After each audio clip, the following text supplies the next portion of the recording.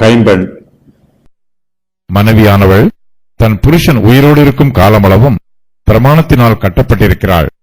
தன் புருஷன் மரித்த பின்பு தனக்கு இஷ்டமானவனாயும் கர்த்தருக்கு உட்பட்டவனாயும் இருக்கிற எவனையாகிலும் விவாகம் பண்ணிக்கொள்ள விடுதலையாயிருக்கிறாள்.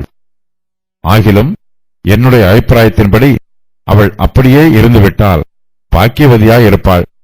என்னிடத்திலும் தேவனுடைய ஆவி உண்டு என்று எண்ணுகிறேன். புருஷனும் மனைவியும் விவாக உறவில் இணைக்கப்படும் போது இந்த உறவு அவர்களுடைய ஜீவிய காலம் முழுவதற்கும் அவர்களை கட்டுப்படுத்துகிறது.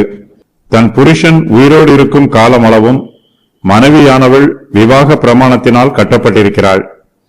தன் புருஷன் மரித்த பின்பு அவளுக்கு விவாகம் பண்ணிக்கொள்ள விடுதலை உண்டு.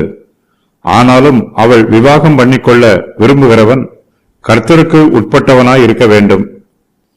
தன் புருஷன் மரித்த பின்பு மனைவியானவள் மறுபடியும் திருமணம் செய்து கொள்ளாமல் அப்படியே இருந்துவிட்டால் அவள் பாக்கியவதியாய் இருப்பாள் என்று பவுல் தன்னுடைய அபிப்பிராயத்தை சொல்லுகிறார்.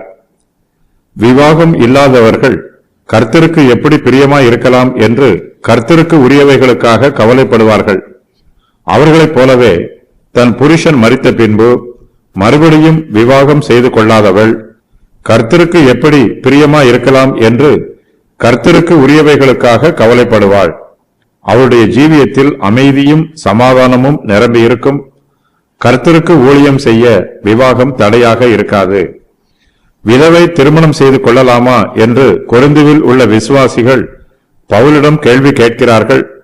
அவள் ஒரு விசுவாசியை திருமணம் செய்து கொள்ளலாம், அவிசுவாசியை திருமணம் செய்து கொள்ளக்கூடாது என்று பவுல் பதில் கூறுகிறார். ஆனாலும் விதவை திருமணம் செய்து கொள்ளாமல் இருந்துவிட்டால் அவள் பாக்கியவதியாக இருப்பாள் என்றும் கூறுகிறார்.